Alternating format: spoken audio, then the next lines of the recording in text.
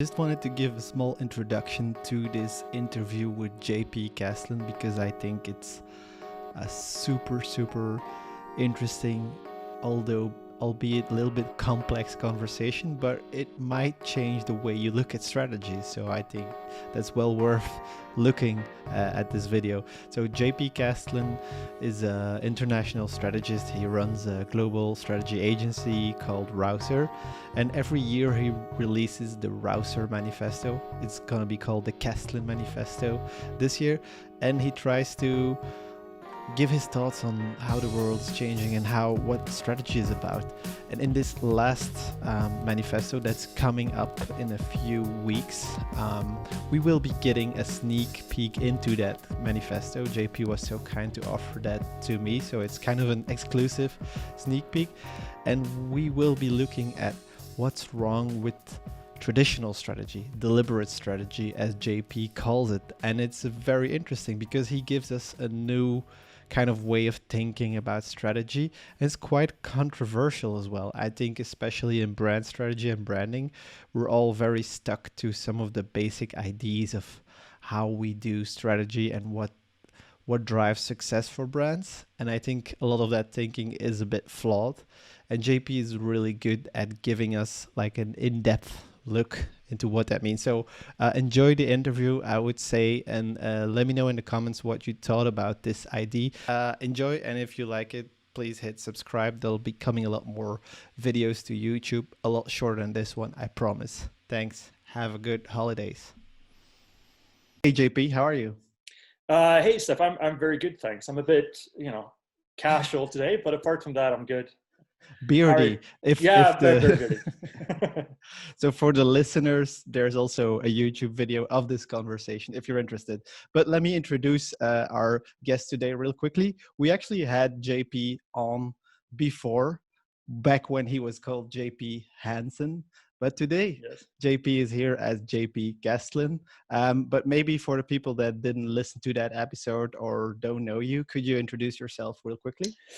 Yeah, absolutely. So, my name is JP Castlin these days. I took my wife's last name, which is kind of interesting when you speak to people in certain countries. It's highly controversial for some reason, but anyway, happy wife, happy life, right?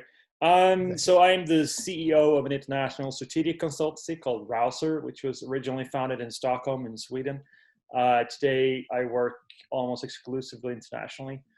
And I tend to work on quite big strategic matters, typically global strategy these days. I also write for Marketing Week as a columnist.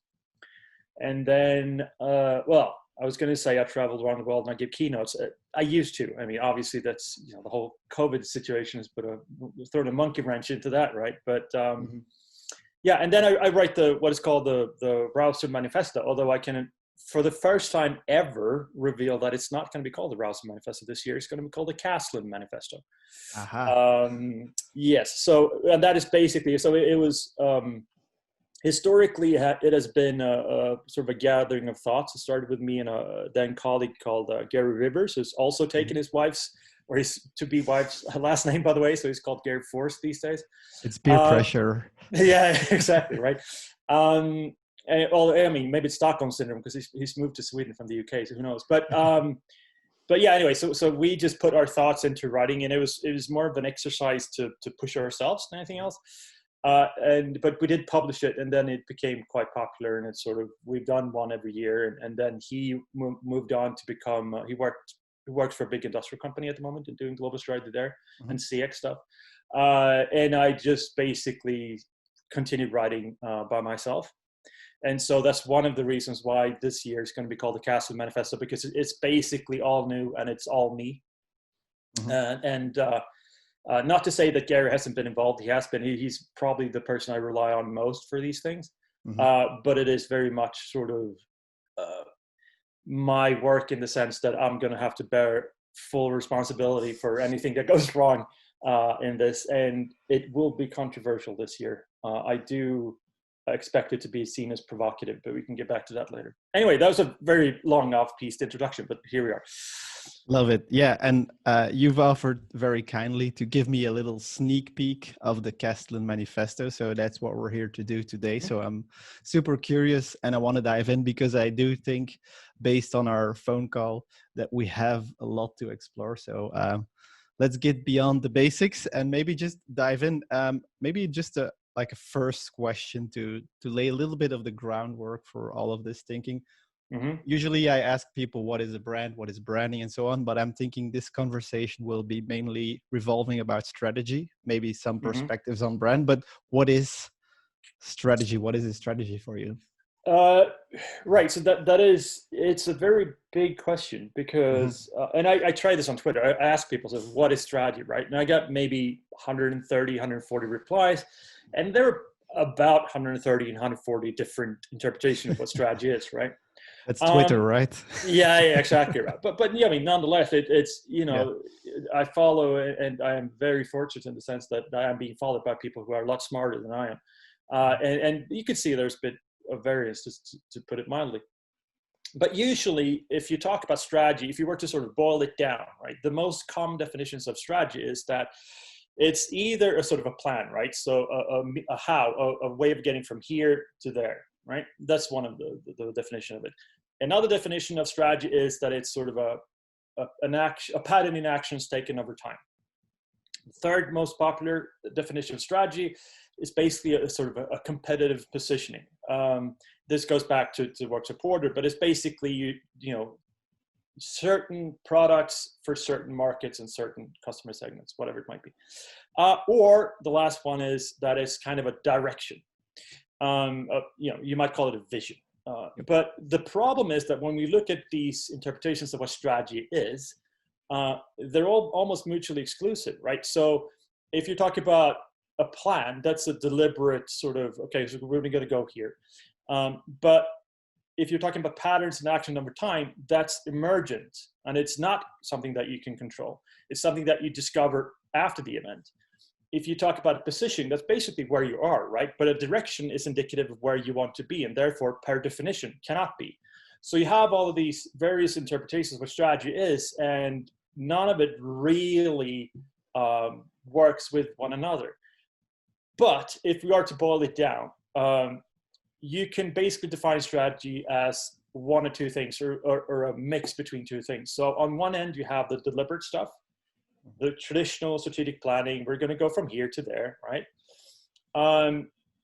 That's all well and good in theory, but it doesn't really necessarily always work in practice. And then you have this thing called emergent strategy, which is basically when we discover what we have done over time, and we actually realize that this plan that we had, it didn't really work out that way, and we did something different. And that ends up being what we have. So strategy can be defined as, or at least I believe it can be defined as a mix or a balance of obligation and optionality between emergence and deliberateness. Mm-hmm. So Is that where, sorry to interrupt you there, but I'm No. wondering, is that where like the controversy is that strategy can be emergent, why everybody thinks that it's the opposite of it? That's part of it, yes, because as common as these four interpretations of strategy are, if you were to hold a gun to people's head, usually if they're forced to give one answer, it's some sort of plan, right? Yep. It's a document in which we go, we're going to do this, I'm going to do that. It's programming basically. But the fact of the matter is that that's not really how strategy works in practice. I mean, anyone who's done client work will know that you might have this great idea. We're going to do this and going to do that. And then, COVID happens, or Trump dates a porn star, and that's all over the news, or your competitor does something, or the product launch doesn't work, or it's not executed as you had intended, or whatever it might be. And then you basically have to adapt. And as soon as you start adapting your original plan, then we are in the realm of emergence, because it's to do with trying to create a sort of a strategy in response to what you discover, as opposed to sort of, okay, so this is where we're at, this is what we're going to do, and blah, blah, blah, right? How would you delineate that from tactics? Because it sounds almost like you're talking about tactics, because that's usually how people talk tactics, right? Yeah, exactly. And it's a very good point. The whether emergent strategy is tactical or operational or not tends to be based on context, and time. So something that is tactical for someone, for example, a CMO, a CEO, whatever it might be, might actually be strategic for the person doing it. But to take an example, right? So let's say that you are a salesperson and you have, these are your target, these are the people we go after, and these are our markets.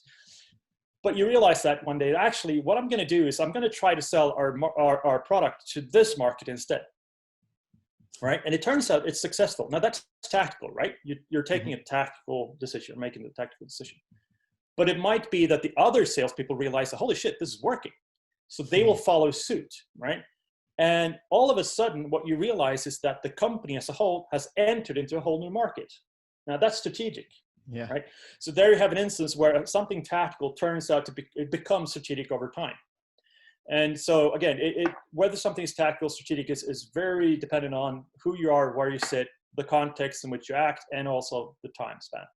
Yeah, that's super. It reminds me of the last time we had a conversation, you were talking about layers of strategy. Yes. And I remember thinking, because there's a lot of people saying like, you need to work on your Instagram strategy or your whatever strategy. And it kind of makes sense in that, but it does, like, there's a weird confusion between those two concepts. Yeah. Well, I mean, if you are, let's call it an Instagram marketer, I mean, you're going to believe that all the stuff that you do is strategic in the sense that it's probably going to be a plan, right? We're going to post this, I'm going to post that. And I used to be quite, I suppose, snobby about these things. These days, I just go, okay, sure. If that's what you want to call it, and go ahead and call it that.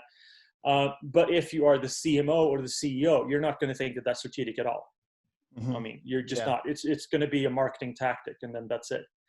So but yes, it does play into what we call, Gary labeled the strategy hierarchy, which is exactly what you described.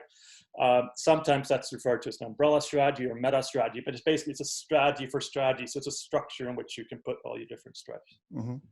I want to dive a little bit deeper into this split between deliberate strategy and emergent strategy. What's wrong with deliberate? Why is it like not always the right solution? Well, I mean, the problem with the deliberate stuff is that it makes a fair few presumptions for itself. Now, I'll get back to that probably later, but one, it's not really that good at dealing with complexity. And the problem is that companies themselves are complex, but they also act within markets, and markets are highly complex. But we'll get back to that later. But also it presupposes a couple of things. So for example, it presupposes that everyone in the company will get what you mean by your strategy. So when we create because it's usually a plan, right? When we create the strategic document, everyone will interpret it in the same way. Everyone will share our view of whatever it might be, the problem, or so on and so forth.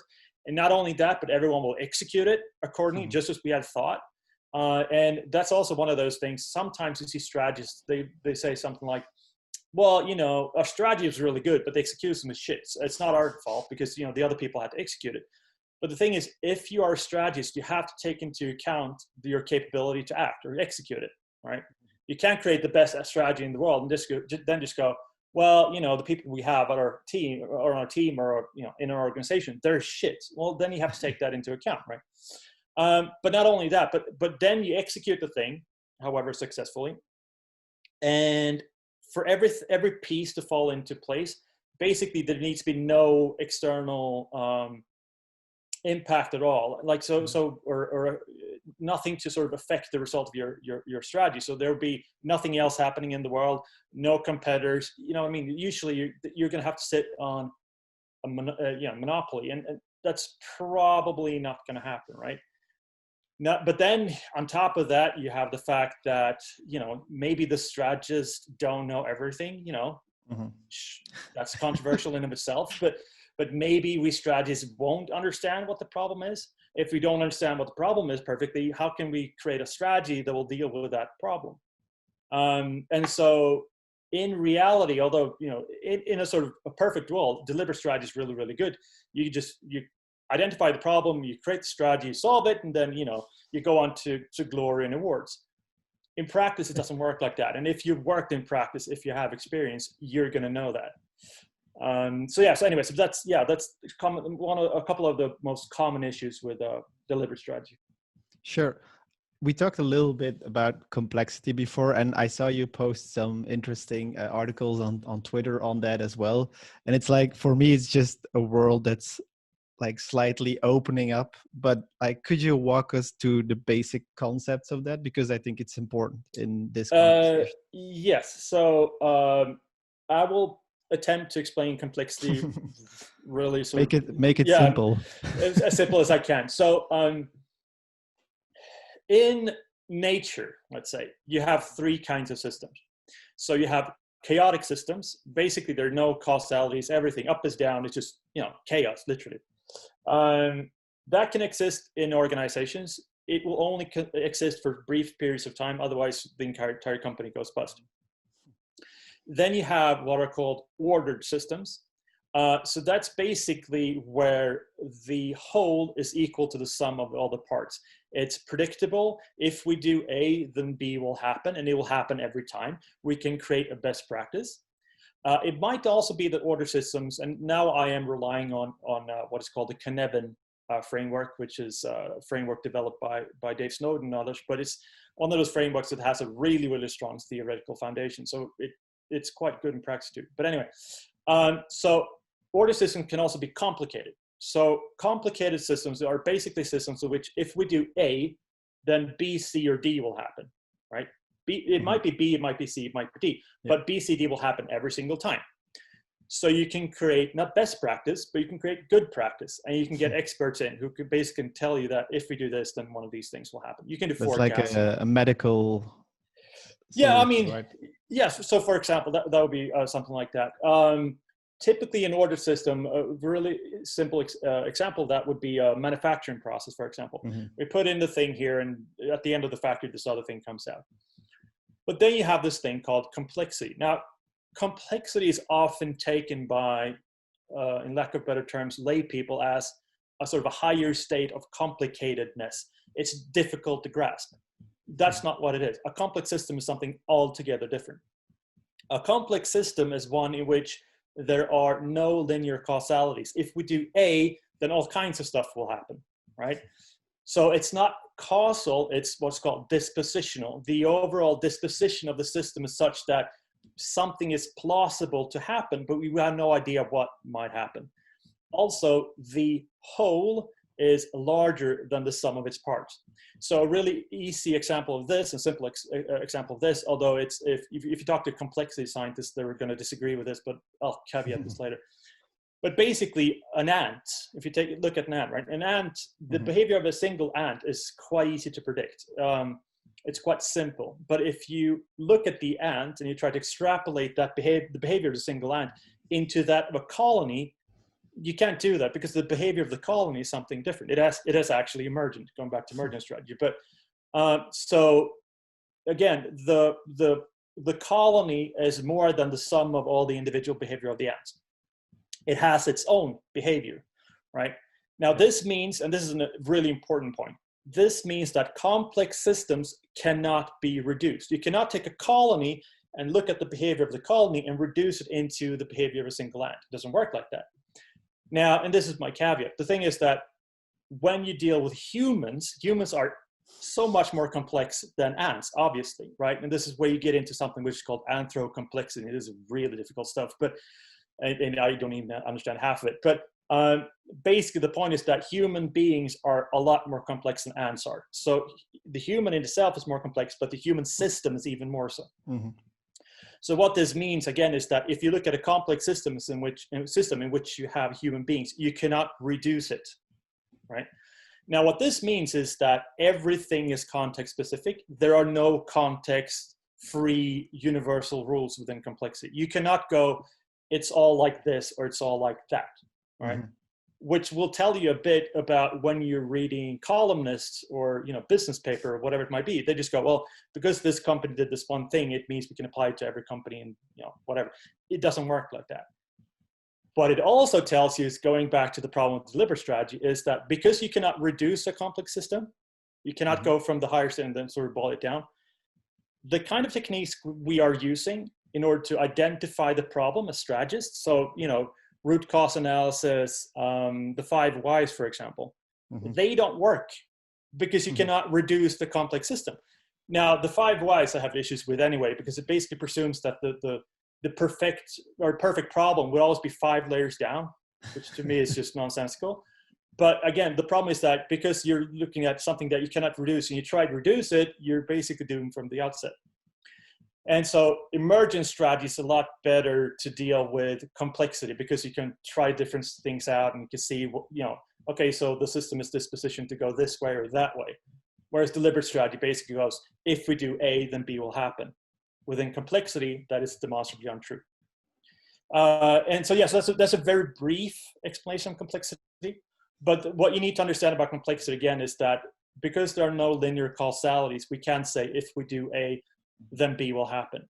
And understanding this, I hope, should be quite liberating, because as a small off piece, one of the problems that I see, especially with young strategists, is that for various reasons, going back to our early school days, we're basically taught that if we do A, then B will happen. Chemistry, mathematics, whatever it might be, right? And if it doesn't happen, it's our fault. And we take that belief into strategy, where we've read the works of Porter or Kotler, whatever it might be, and those people basically go, you need to do A because then B will happen. B is usually profit or market share or whatever. And if it doesn't, we just go, oh, it's because it's our fault. It's because of our strategy. We didn't do the job well enough, and you get a imposter syndrome and so on. It might not be. It might be that you had the perfect strategy. It was correct in every way. You made all the correct guesses and whatnot. But it turns out that your competitor did something that was even better, or maybe the government put in a new law, or maybe COVID happened. You know what I mean? It doesn't, just because something didn't work, rather, it's not necessarily true that therefore it must have been your fault. And if you understand that, again, complexity can be quite liberating, but it does also, of course, lead to the fact that there are no correct answers in complexity. And that's a bit of a challenge to some. Yeah, I think that's like the thing I've been struggling with. Like, there's like, as a designer, I was taught about branding and differentiation, and I was very happy that I understood that layer above that. And then I see like a complete new layer with stuff like marketing effectiveness, and I get like proven the opposite. And so I'm like, what am I doing all these years? But on the other hand, some things did work for some brands and others. So that's why it gets a little bit like, you get lost in this whole world. And I think that's something I don't know how to deal with, but maybe you have some ideas on how we can deal with this sort of thing. Yes, absolutely. I mean, I think the big thing is you need to be humble, and you need to try different things out. And if something doesn't work, then maybe you need to change your plan. As a designer, there are certain things that do require a form of deliberateness. For example, if you want to define your distinctive brand assets, going back to the works of the Ehrenberg Bass Institute and others, that needs to be consistent over time. So that's one of those things where we're going to define that we are red or the golden arches, whatever it might be, and then that's going to be consistent over time. But at the same time, within that, it might be, let's say you have all those things defined and you run a campaign, for example, and you become so well known for a specific slogan, or a meerkat, for example, right? Then all of a sudden you might go, actually, this might become one of our distinctive brand assets. So you might take that. That's the emergent bit. You go, okay, actually this worked. I'm going to just take that and do the other thing. So it's that. And also, and this is an example that I was talking to a guy called Doug Garnett, who some of you may know from Twitter, about this. And he said, well, let's say you're creating a television campaign, right? Or a TV commercial. And it's kind of like you're painting a picture, right? So you go, okay, so I've painted this thing now, and the eyes and the ears, they're really, really good, right? But the nose is all wrong, right? So you zoom in a bit and you create the nose. And now all of a sudden you take a step back and, oh yeah, of course, now the nose is perfect. But the eyes and the ears are now wrong because it didn't fit them. And you have to change, right? And it can be the same thing when you're developing a creative, for example. Or whatever it might be. It must be certain things aren't working. You have to move this thing around, and if you move this thing around, that thing didn't work. And that's the emergent part of it. And that's if you're humble about those things, and you tend to be anyway. A lot of these things people do instinctively. Then I think you're better off. If you go in and go, okay, so our creative is going to look like this. We're not going to change anything. I've decided. Okay, sure. I mean, it's usually not how campaigns are developed in practice, from my experience, such as it is. But okay, and also probably if you're that kind of creative director, for example, then perhaps people won't necessarily want to work with you because it's your way or the highway usually. Yeah. So Yeah. you basically need to accept that you don't have all the answers, and that you're gonna throw it against the wall and see how it sticks and what sticks, and then work with that instead of like saying this is how it's going to work and this is what we need to do, right? Yeah, absolutely. And I mean, again, it's easy to believe when you hear these things that, that this means that deliberate strategy is completely pointless. It's not. There are many reasons why you want to do deliberate strategy. And within a campaign setting, for example, having that sort of original plan, I mean, that's why we have planners, although they're sometimes referred to as strategists, in my world, they're planners. But you have planners who basically go, okay, so we're going to do this, and then we're going to do that, and then we're going to do this. And you're still going to have deliberate parts of what you do. Is again, going back to my original definition of strategy, it's just that it needs to be a balance between the deliberate stuff and the emergent stuff. And you need to be humble and sort of open to changing depending on what reality tells you. It's one of those things where if you have a theoretical idea of what reality should look like, and you encounter a reality that's different, right? You have two options. You can either change your plan or your original theory hypothesis to suit the reality that you face, or you can try to change reality to suit your theory. And as sort of stupid as that sounds, unfortunately, a lot of people try the latter. They just go, well, this is my idea, and therefore everything is going to sort of fit that. And that's a bit. You can try that if you like. You're not going to succeed at it because reality has this sort of nasty habit of being real. You know what I mean?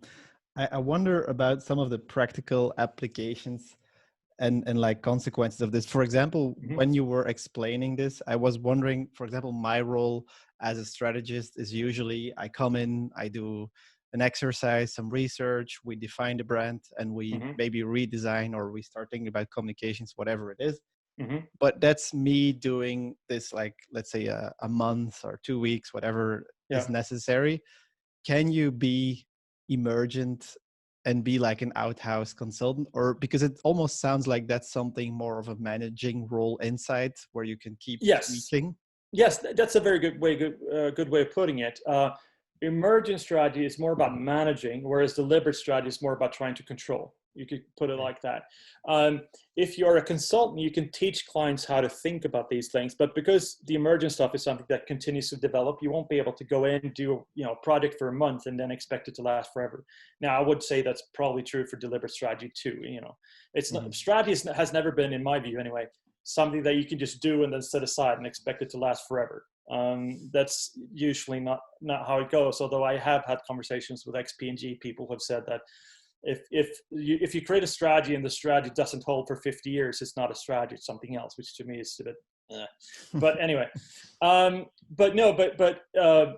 if you talk about what you do as a brand consultant, it kind of depends on what you're hired to do. To develop distinctive brand assets, graphical stuff.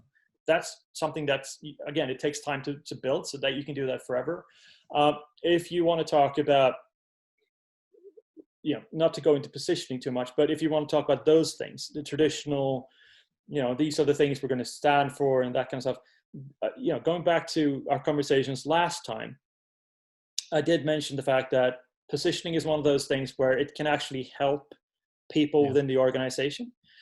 So it might cut meeting times, it might make the jobs of people easier.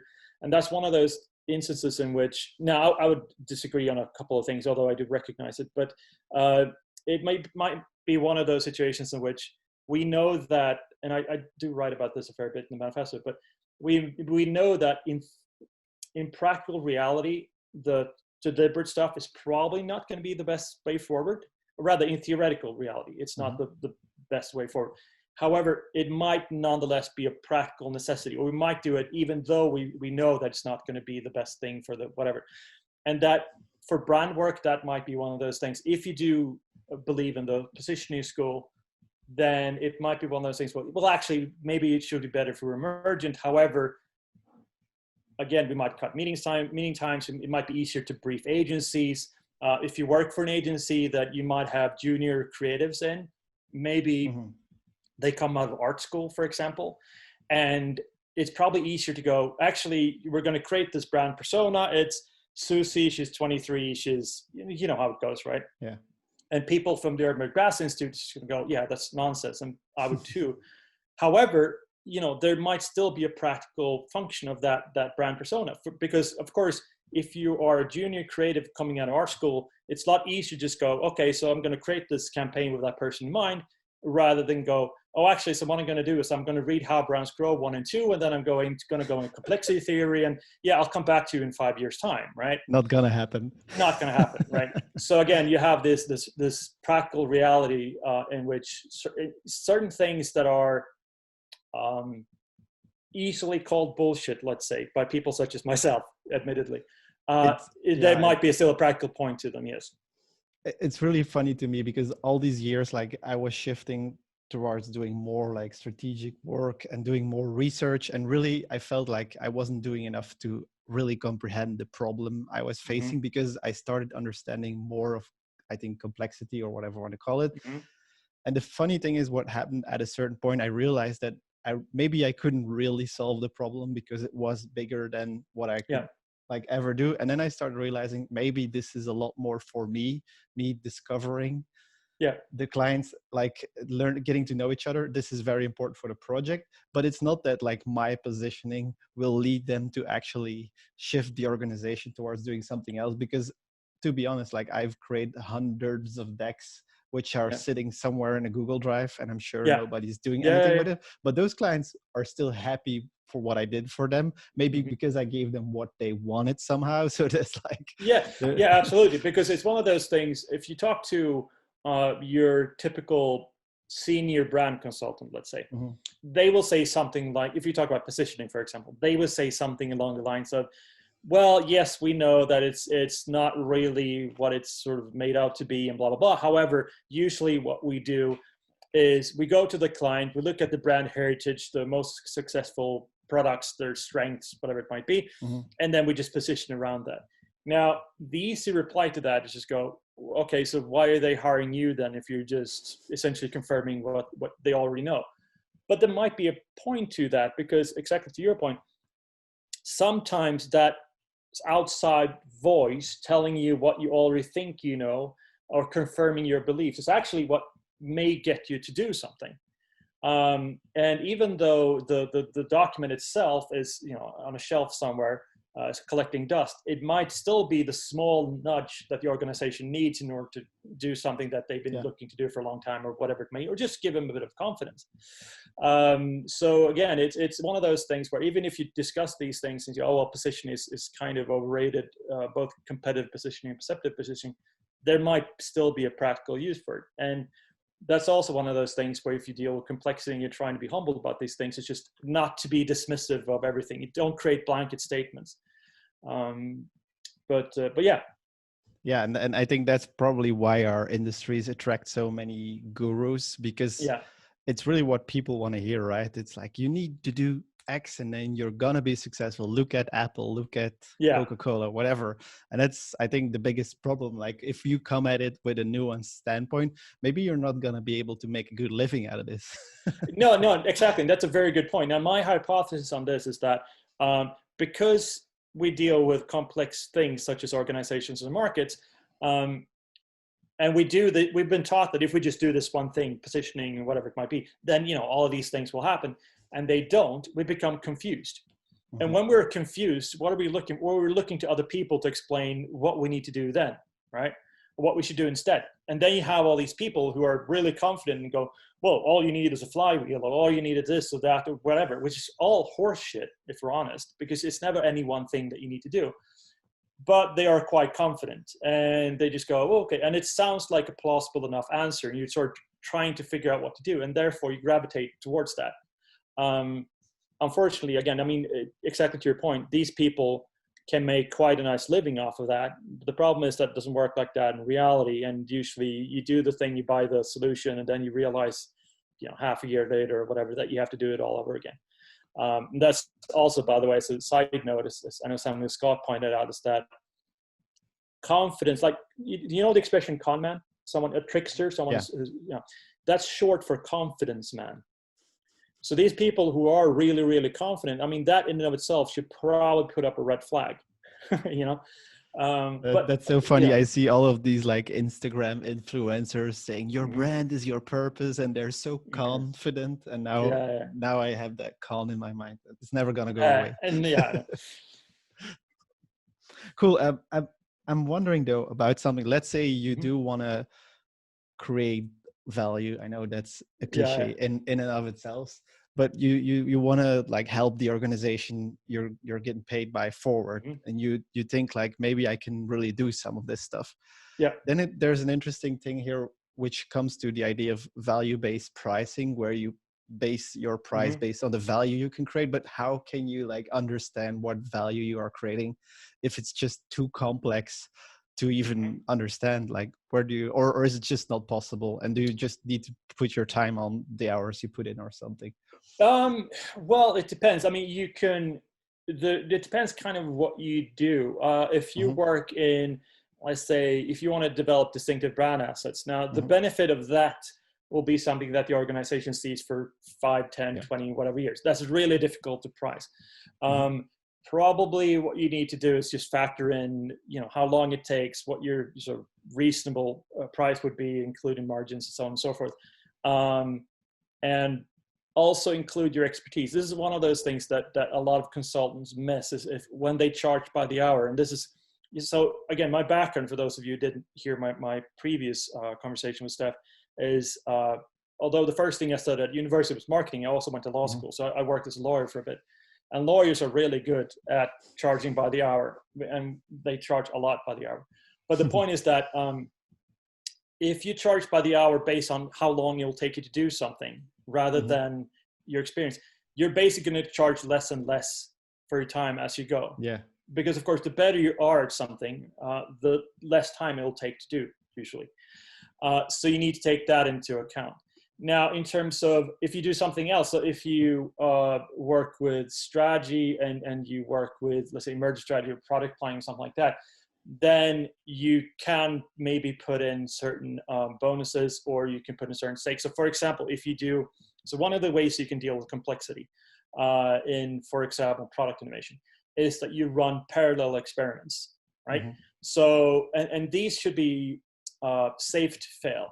So they're so inexpensive in and of themselves that if they go wrong, then that's fine for the organization, mm-hmm, rather than being fail-safe, which is a traditional deliberate view of it. Anyway, and then basically, if you do that, you've run these parallel experiments. If you then can sort of realize, okay, so this is working, that's not working, and then of course that means you have to have previous deliberate strategy of, what to scale and what to dampen. But then you can go, okay, so if one of these projects that I've initiated is successful, I'll get X percent of, mm-hmm. whatever for the next year or something.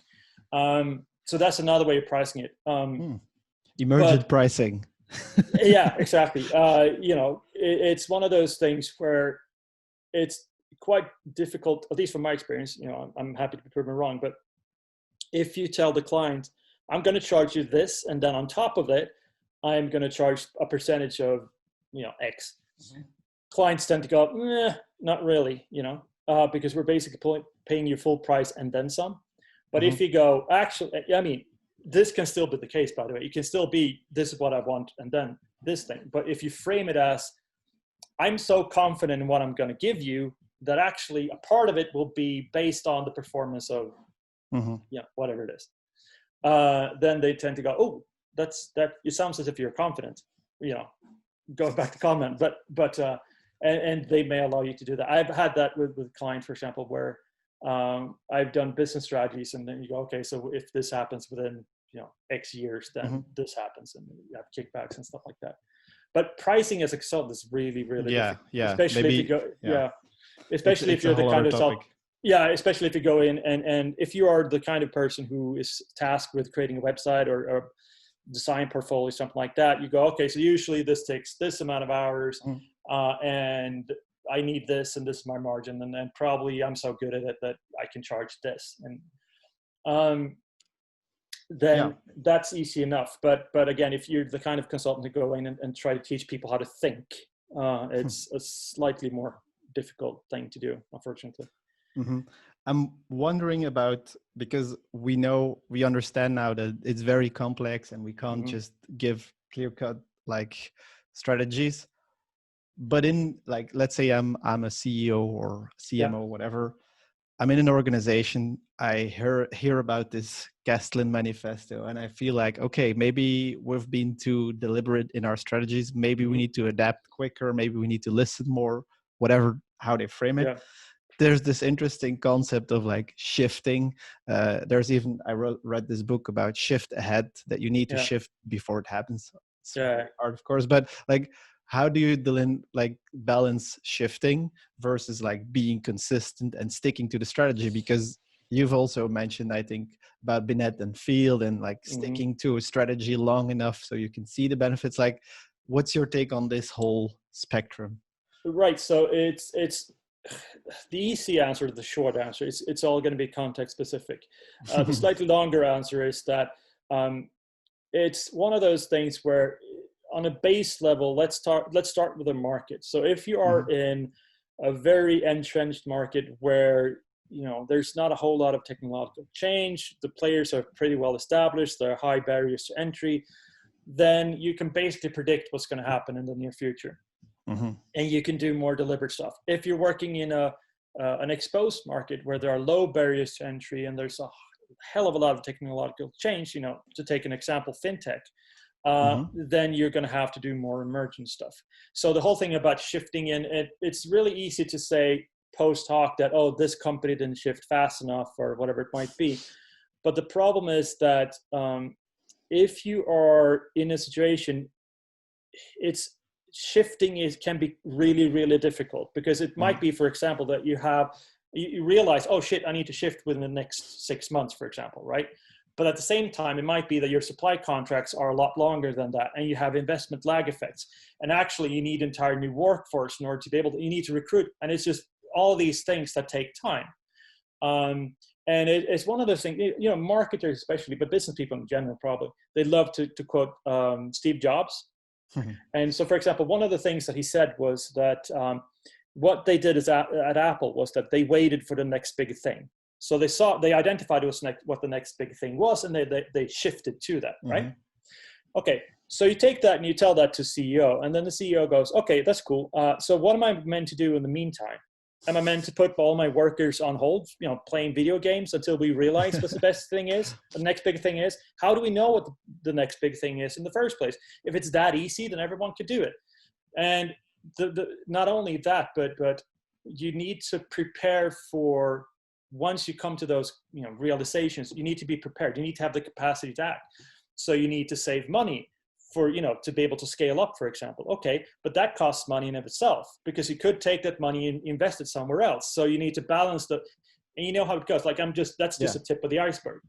So again, you have to understand your specific context, how your market works, what the big relative change is, because it's also one of those things people misinterpret absolute change and relative change. So absolute Mhm. change is just absolute in terms of just the difference between the new and the old.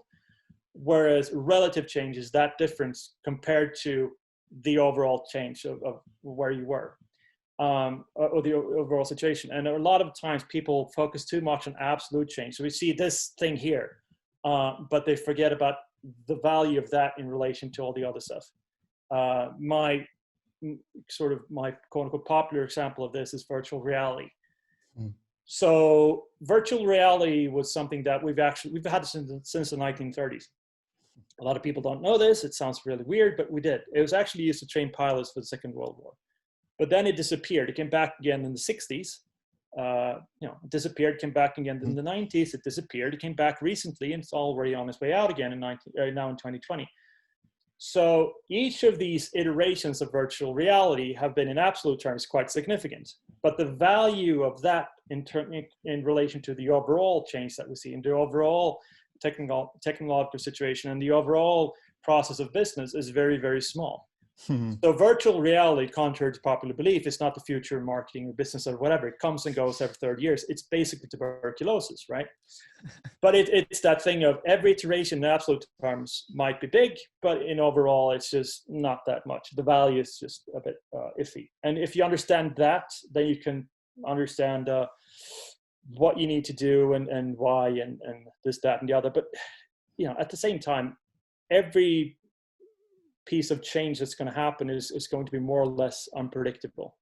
Yeah. Because of course, if people could predict it, then they wouldn't, go under. And the fact of the matter is that sustainable business performance is still something that you never see. Yeah. And we could just like do this whole podcast episode and you could Yeah. just say it depends and then just wrap it up. But Yeah, that exactly. wouldn't be super interesting, right? And that's actually like there is a little bit of maybe something there that I don't know if it's annoying me, but it's like what can we do if it all depends so much? Like, can we even teach branding or marketing to people Yeah. if it's so like? What's your take on that? So there are two things. So the first thing that unfortunately you're going to have to realize, and this is probably one of the biggest problems in strategic discourse at the moment, and it's that most of the strategic doctrine. Now there are exceptions. Mintzberg, for example, talks about emergent strategy, but most of the traditional strategic doctrine is based on, you can trace it if you want to do so. It's based on how markets looked 100 years ago or more, right? So, a lot of the current marketing, differentiation, positioning stuff is based on Porter. But Porter, in his turn, based it on someone who came before him and so on and so forth. And you can track that. All the stuff is in the manifesto. And the fact of the matter is that complexity theory is a relatively new field. So it's been talking about Santa Fe Institute is, we're going back maybe 40 years, 50 years, something like that. And the complexity theoretical stuff has not been incorporated into that body of knowledge because they didn't know it back then, right? And so the simple fact of the matter is that a lot of the stuff we're being taught and are still teaching in university or marketing school, whatever you want to call it, is just outdated. It's not how things work necessarily. But at the same time, again, there are instances in which you're going to have to do that stuff anyway. And not only that, but something that it's important to realize is that just because there's complexity doesn't mean that everything is complex. So if certain parts of the organization and the business is not going to be complex, it's going to be ordered. We've talked about manufacturing systems, for example. If you talk about, I know this is not sexy because it's not communications, but, once upon a time, marketers dealt with other things too. So if let's say that we look at supply networks, for example. So a supply network is complex because we're going to buy from this person, that person's going to buy from that one, and so on, right? And each of these companies will be part of a complex system, blah, blah, blah, blah.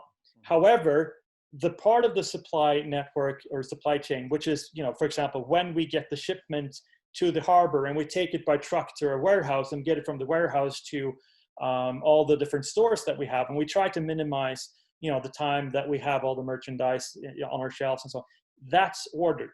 You can actually play around with that because if we do A, then B will happen and so on.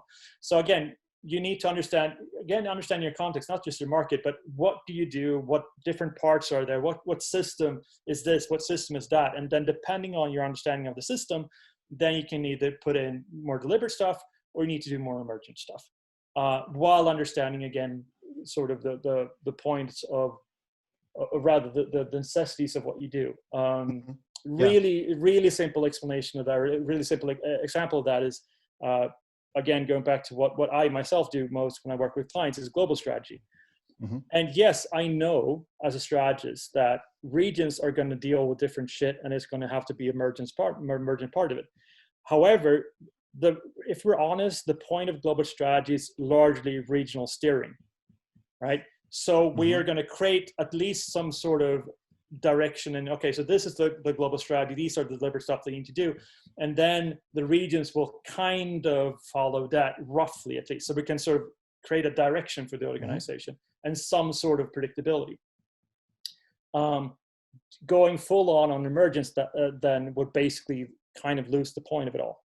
Yeah. And not only that, but occasionally with emergent stuff, you forget that you need a mandate in order to enforce change. So if we discover something in our emergent stuff, what's to say that the thing that you found is more important than the thing that your colleague found?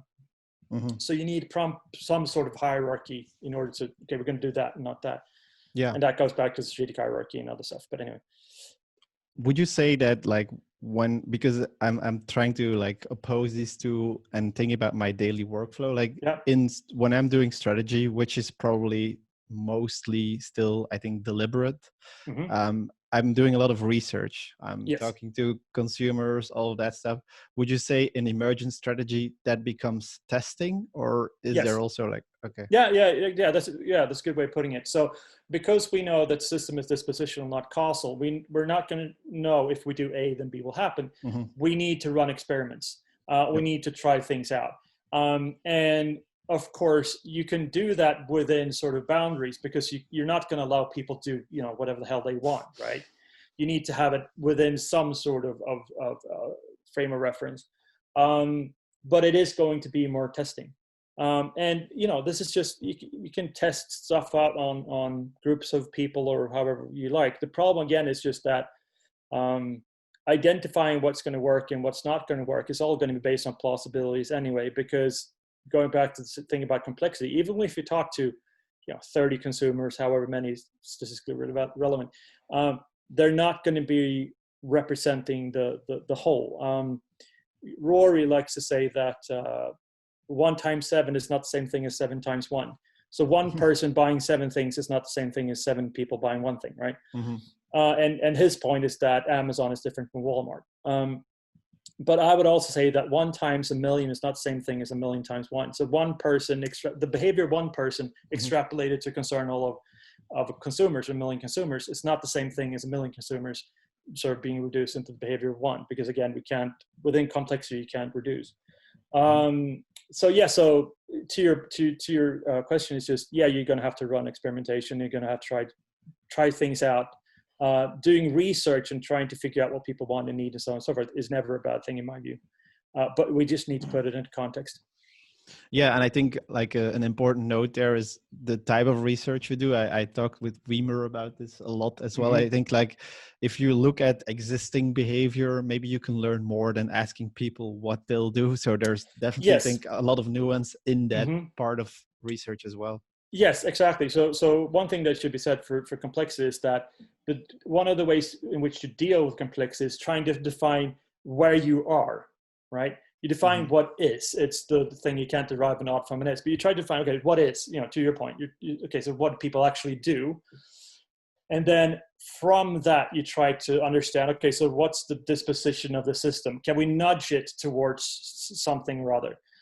If we try to sort of define, and this is also ironically, the sort of the view of the traditional deliberate strategic approach, if we try to identify a sort of ideal future state and we're going to go there, we're never going to get there usually, or we're going to get somewhere. We might get close to it, but we're not going to get, it's not going to be exactly that. And it is that idea of again, trying to identify where you are, what people do, and then work off of that, as opposed to, exactly to your point, asking people what they would like. Perhaps the most famous example of that is, and I know that Goodwin, for example, brings this up. So when, like the iPhone has been one of those, I know Christensen doesn't think it's disruptive, but I would argue that it is, because it's changed essentially the smartphone market or the mobile phone market completely. But when they released the iPhone, Nokia actually had a similar product developed. Now, what they did was they did focus group testing and asked people what they thought of it. But of course, people didn't understand a smartphone at all, right?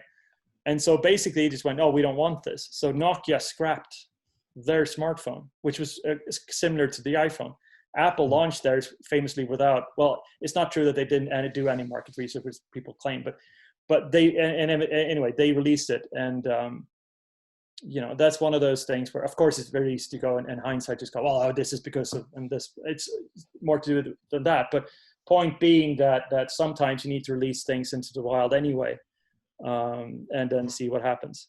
But same thing there. Actually, going back to when we're talking about jobs, is What if the iPhone had flopped? Would we then be saying these things? Well, probably not. So it's a bit of a halo effect in it too. Anyway. Definitely. Yeah, like it sounds like you have you yourself doing the job. You have like these two hats. Sometimes you're more of like, you feel like, okay, this is you need a more deliberate times of working, and then other times it's the emergent hat. Like, do you have, I don't know, I don't want to call it a framework, we left with that on LinkedIn already, but do you have like signals or things to watch out for to recognize like, okay, this is time to put on my emergent hat? Or is it just a completely wrong way of thinking about it in general? No, it's probably a good way of thinking about it. I think the first thing, again, you need to understand is the context, the system and so forth, and the requirements. So, for example, then this is a Japanese CEO, I think maybe it was a CFO said this, but he said, well, the thing is that the deliberate strategy is what we present to the shareholders, the emergent strategy is what we do.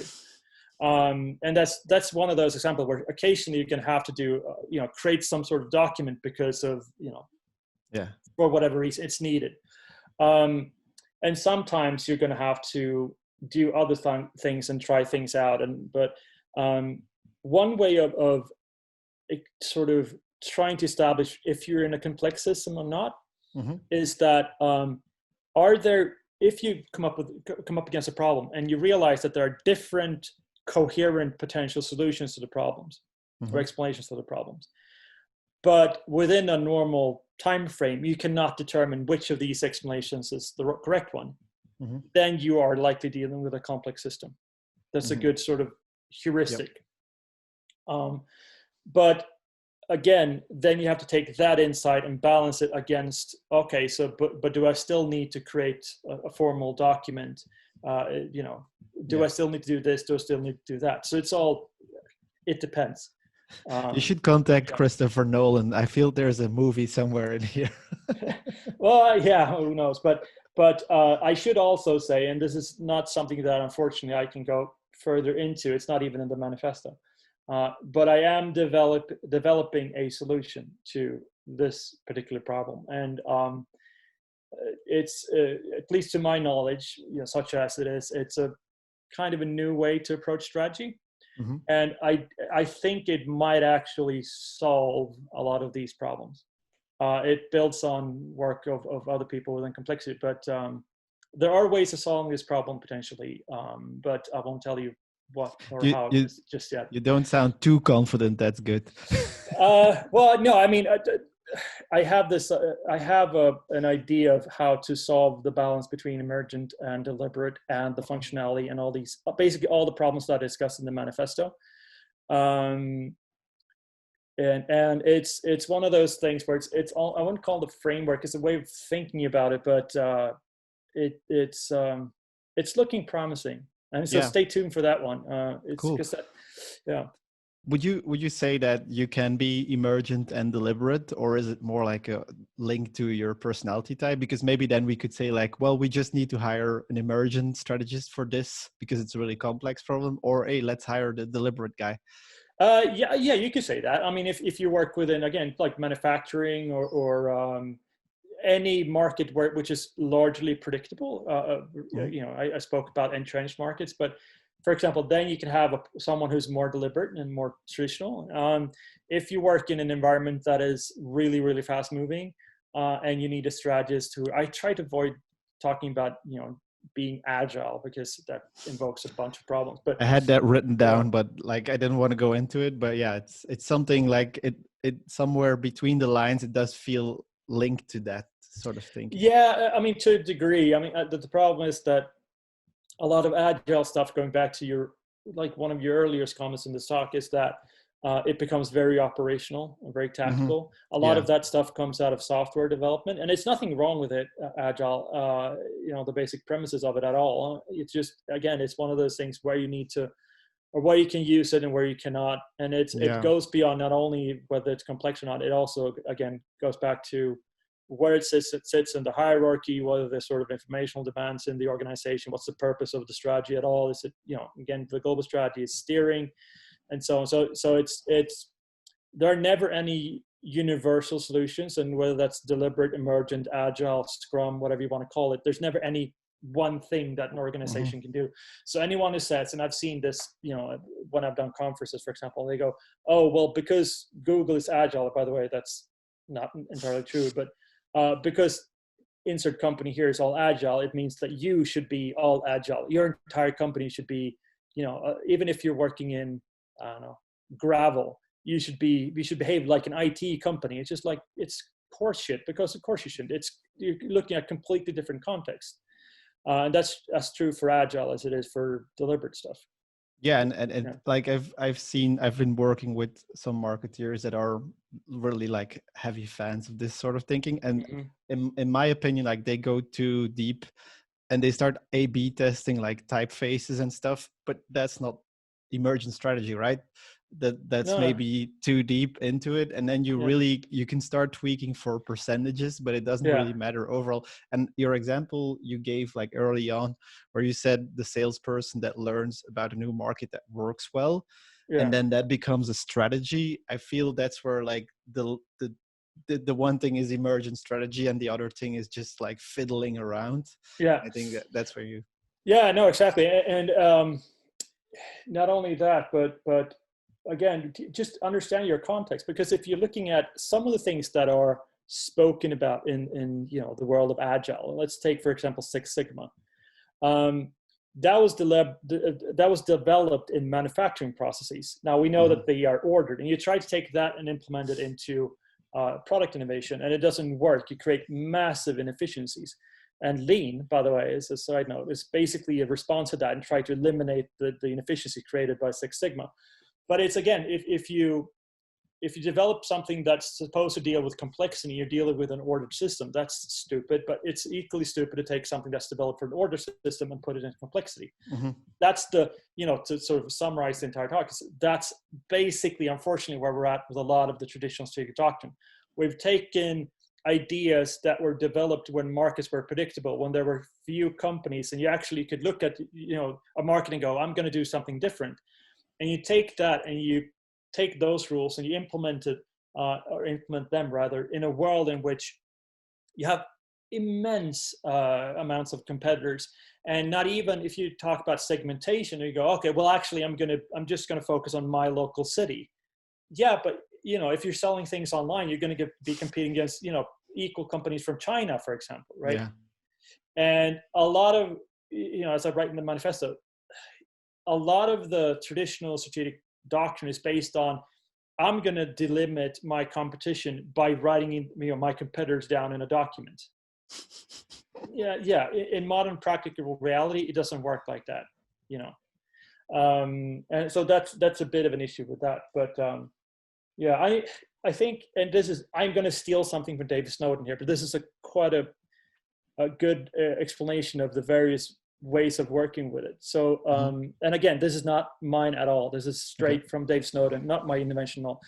But so, in order to exemplify these, the chaotic system, the order system, and the complex system, and the various ways in which we deal with it, it's like, try to imagine you're having a birthday party for a 9-year-old, right?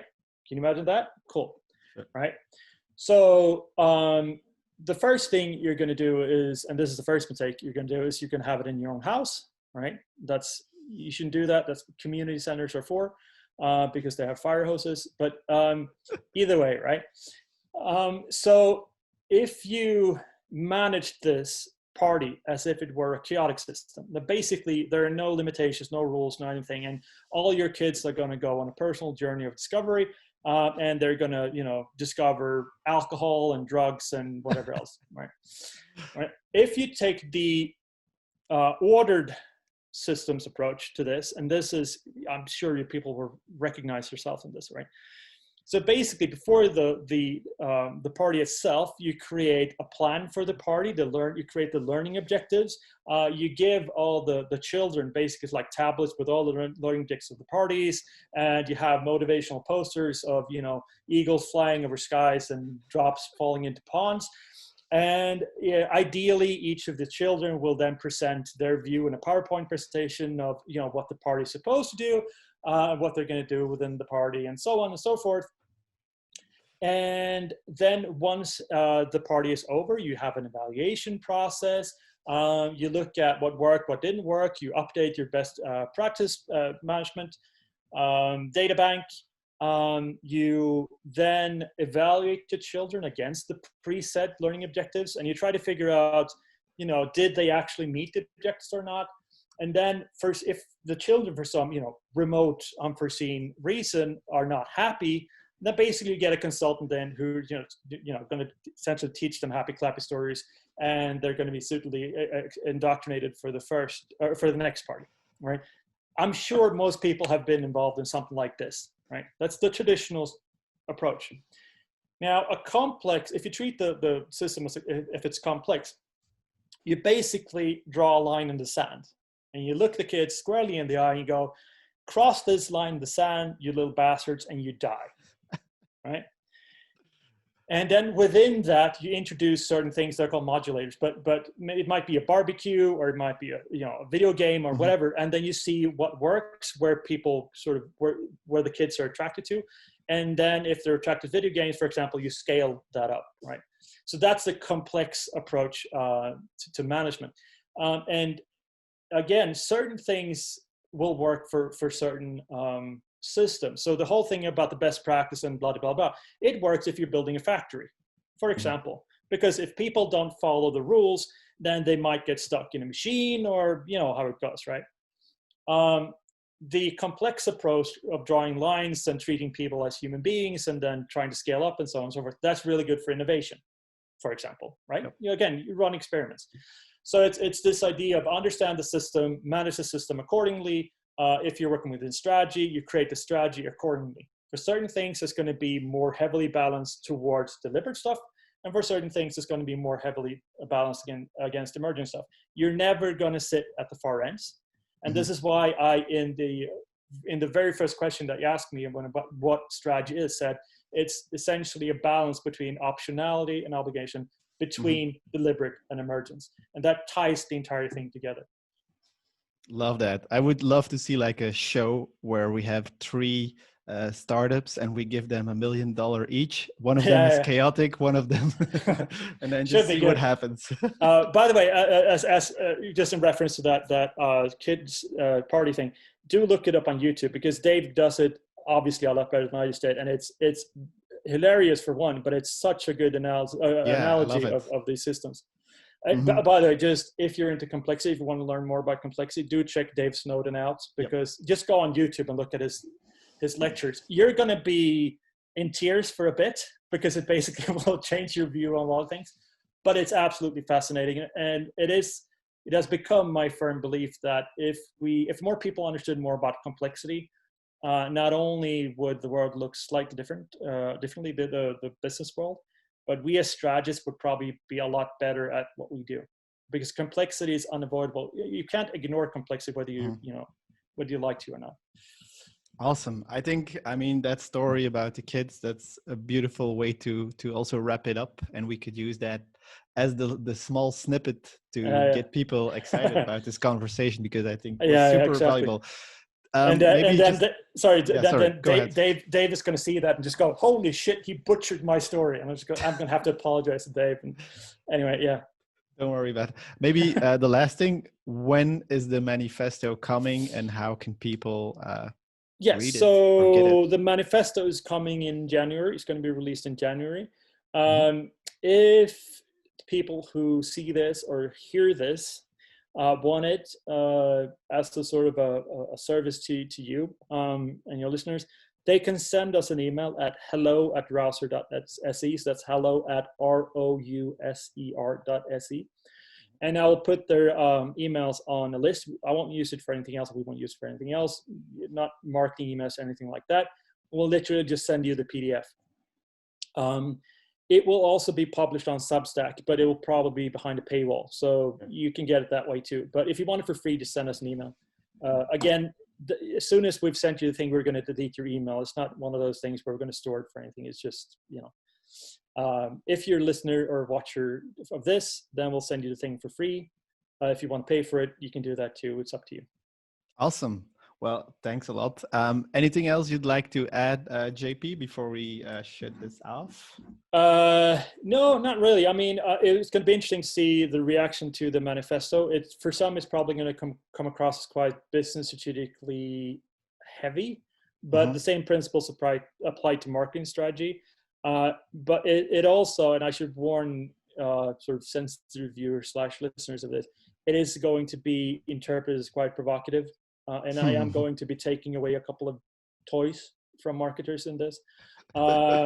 So, you know, it's not going to be something that it probably won't be something that confirms all your beliefs, but I think it's important to challenge a couple of the traditional views within our industry to actually see if we can get anywhere a bit better. And then, of course, stay tuned for the other thing, because I am quite excited about the new approach to strategy that I will be presenting sometime in 2021.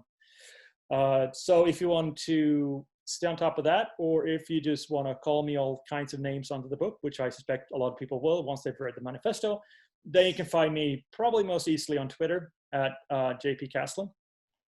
And yeah, if that's it, basically. I hope that people found this at least a bit interesting. If you thought my ramblings were incoherent, they're a lot better in the manifesto. I touch upon all of these things that we've been discussing here today in that, but in a much better way. Awesome. Thank you so much for the sneak peek. It was amazingly interesting, and I'm going to dive into this world a little bit deeper after this. And I would say happy holidays, enjoy Christmas or whatever you're celebrating. Yes, And likewise. let's talk soon. And thank you so much again. Thank you for having me, and to all the viewers and listeners, have a great holidays and Happy New Year. Awesome.